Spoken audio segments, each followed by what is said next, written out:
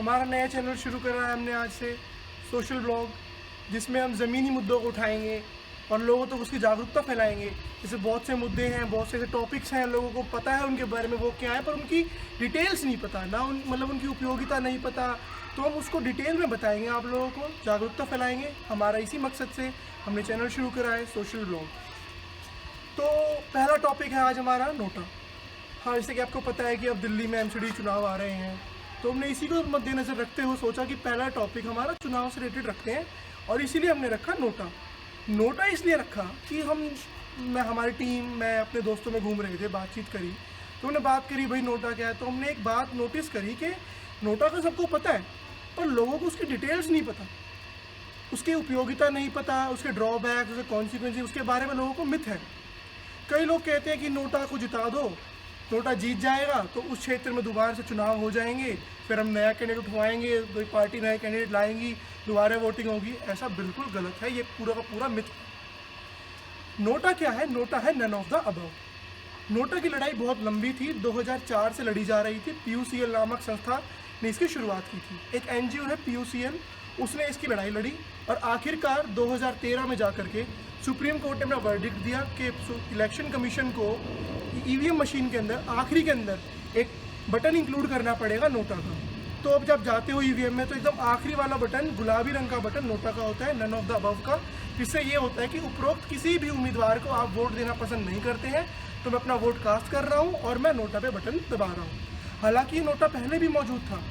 पहले क्या होता रहा, आप जाओ, आप अपने पोलिंग एजेंट से फॉर्म होता रहा, मांगना पड़ता था आपको, पोलिंग एजेंट से फॉर्म मांगो, फिर उसको उस पर अपना भर दो कि मैं इसमें से किसी को नहीं देना चाहता। पर उससे क्या था, आपकी प्राइवेसी नहीं थी, गोपनीयता नहीं थी, क्योंकि आप फॉर्म मांगोगे तो जहाँ पे पोलिंग एजेंट बैठे हैं, कोई और पार्टी के बैठे हैं, उनको दिख जाए कि हाँ भाई इसने नोटा का बटन दबाया है।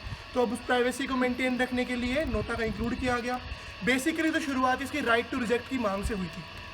लोग चाहते थे कि एक राइट टू रिजेक्ट का ऑप्शन मतदाताओं के पास आए, कि अगर वो किसी भी उम्मीदवार को पसंद नहीं करते हैं किस क्षेत्र से, तो उनके पास एक ऐसा हक हो कि वो राइट टू रिजेक्ट दबाएं।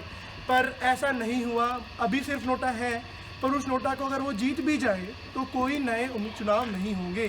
सिर्फ आपकी नाराज़गी दर्ज हो जाएगी कि आप किसी भी उम्मीदवार को अपना वोट नहीं देना चाहते हो। तो अब ये नोटा बहुत ही फैल चुका है। हालांकि मेरे को जितना मैंने देखा कि 90% से ज़्यादा लोगों को ये चीज़ नहीं पता थी। लोग कहते थे चुनाव हो जाएंगे वापस से, अगर पूरे स्टेट के अंदर 55% से ज़्यादा सीटों पे अगर नोटा जीत गया तो पूरे स्टेट में दोबारा चुनाव हो जाएंगे। ऐसा नहीं है। नोटा दबेगा तो आपकी नाराज़गी जताने के लिए।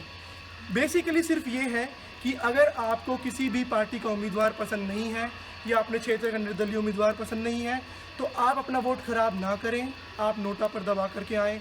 या फिर आप किसी विरोधी पार्टी को नहीं देना चाहते, आपको अपना पसंद का उम्मीदवार नहीं मिला, तो आप नोटा दबा दीजिए। अब नोटा की शुरुआत हुई 2013 के स्टेट इलेक्शन से।